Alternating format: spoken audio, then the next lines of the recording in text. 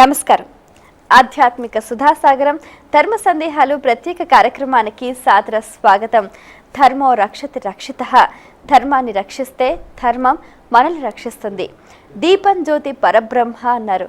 పరబ్రహ్మ స్వరూపమైన ఆ దీపాన్ని ఆరాధిస్తూ దీపలక్ష్మికి ఆహ్వానం పలుకుతూ అష్టైశ్వర్యాలు సుఖ సంతోషాలు కలకాలం ఉండాలని అందరూ ఎంతో భక్తి శ్రద్ధలతో ఆరాధన చేసుకునే పర్వదినమే దీపావళి.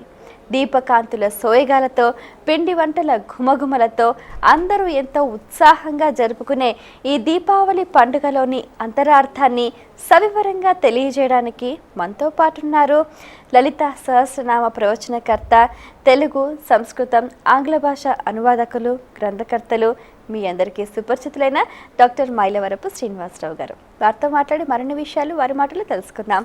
నమస్కారం అండి. నమస్కారం. మొదటి ఉత్తరం చూద్దామండి. హైదరాబాద్ నుంచి శ్రీవజ్ర రాస్తున్నారు. దీపావళి అంటే అర్థం ఏమిటి, ఆచరించాల్సిన సంప్రదాయాలు ఏమిటి తెలియజేయగలరు అంటూ రాస్తున్నారు. దీప ఆవలి, దీపావళి మామూలు సవర్ణ దీర్ఘ సంధి అని చెప్తారు చిన్నప్పుడు.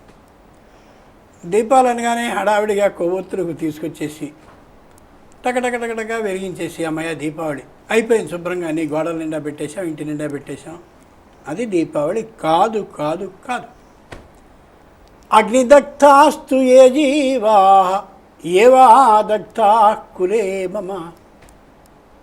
నాకు ఈ రక్తాన్ని, మాంసాన్ని, బుద్ధిని, ఆలోచించగలిగినటువంటి తెలివితేటల్ని, దీంతోపాటు లోకంలో కొద్దిగా ప్రతిష్టని, పేరుని ఏ తల్లిదండ్రులు ఇచ్చారో, ఏ తాత ముత్తాతలు అందించారో వాళ్ళతో పాటు నేను మంచి కష్టంలో ఉన్నప్పుడు ఏ అక్క, ఏ తమ్ముడు, ఏ పక్కింటి వాడు లేదా ఒక శ్రేయస్కాంక్షి అయినటువంటి వాడు నాకు ఆ విధంగా ఆదరణాన్ని ఇస్తూ నన్ను నిలబెట్టాడో అలాంటి వాళ్ళని తలుచుకుంటూ ఒక్కొక్క దీపాన్ని నేను ఏర్పాటు చేస్తున్నాను అని చక్కనైనటువంటి ప్రమిదలో, మట్టి ప్రమిదలో నువ్వుల నూనెని వేసి, వత్తి వేసి ఆయన చేసినటువంటి గొప్ప విశేషాన్ని కుటుంబ సభ్యులందరికీ వివరిస్తూ ఒక్కొక్క దీపాన్ని వెలిగించాలి, ఒక్కొక్క దీపాన్ని వెలిగించాలి.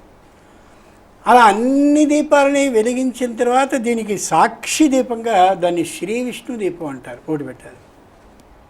ఇవన్నీ వెలిగించానయ్యా అని ఈ సాక్షి దీపంగా ఉన్న ఏ శ్రీహరి దీపం ఉందో దీన్ని దేవ ఆలయానికి మనం అందిస్తే అలా ఆ దేవాలయానికి సమీపంగా చుట్టూరా ఉన్నటువంటి అన్ని ఇళ్ల నుంచి ఒక్కొక్క దీపం చొప్పున నడిపిస్తే ఆ దీపాల ఆవలి సమూహంతో అంతా ఆలయం వెలుగుతూ ఉంటే అక్కడ దీపావళి.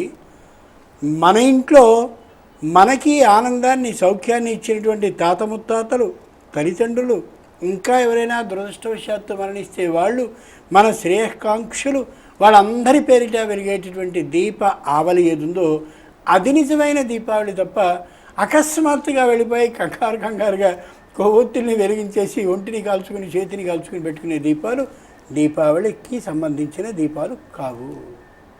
సంప్రదాయాన్ని జాగ్రత్తగా పాటిస్తూ ఉంటే అలా ఒకసారి నాన్న పేరిట వెలిగించిన దీపాన్ని చూస్తే బోరున కన్నీరు వస్తుంది. అమ్మ మన కోసం ఎంత తాపత్రయపడిందో ఒకసారి తలుచుకుంటే హృదయం ఆర్ద్రమైపోతుంది. ఎంత శ్రమిస్తే నేను ఏం చేస్తున్నాననే మానసికమైన బాధ కలుగుతుంది.